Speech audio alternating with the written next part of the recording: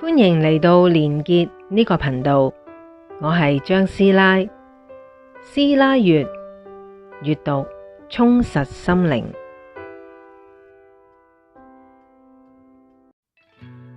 雷蒙·穆迪博士係美國一位哲學家、精神醫學研究者，亦被紐約時報譽為瀕死體驗之父。佢先後獲取維吉尼亞大學嘅文學學士、文學碩士同哲學博士，之後因為對醫學同科學嘅濃厚興趣，繼而進入醫學學院學習，獲得醫學博士學位。後嚟更喺西喬治亞學院擔任心理學教授。究竟乜嘢驅使一位哲學博士去研究死亡？要由1965年講起。當時穆迪仲係維吉尼亞大學嘅本科生。有一日，佢聽到一位精神科醫生喬治里奇分享自己死而復生嘅親身經歷。呢位醫生曾經喺重病嘅時候被判定臨床死亡，之後又奇蹟咁復活過嚟。佢仲描述咗一段不可思議嘅死後旅程。呢個故事深深震撼咗年輕嘅穆迪。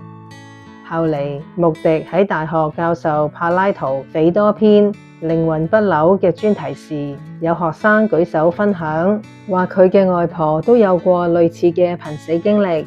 一個、兩個、三個，越嚟越多學生講起自己或者身邊嘅人有類似嘅故事。穆迪大感震驚，佢意識到呢啲唔係個別事件，而係一個普遍存在，但係就一直被忽略嘅人類共同經驗。於是，穆迪博士展開咗長達接近5年嘅深入研究，直接或間接訪問咗150位經歷臨床死亡之後復生嘅人。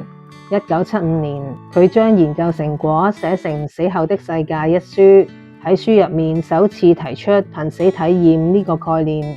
呢本書一出版，瞬間引起轟動，至今全球銷量超過1300萬冊，被翻譯成10幾種語言，徹底改變咗好多人對死亡嘅理解。穆迪博士話：我對死亡絕對冇恐懼。從我嘅瀕死研究同個人經歷嚟講，我哋會進入另一種存在狀態，或者另一種意識狀態。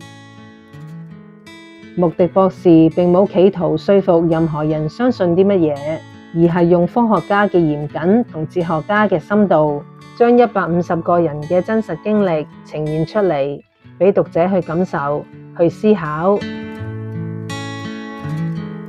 翻開死後的世界，張師奶同你一齊跟隨雷蒙·穆迪博士嘅腳步，透過150位體驗者嘅真實視角，一步一步走入呢個神秘嘅死後世界，從中尋找一份安頓靈魂嘅力量。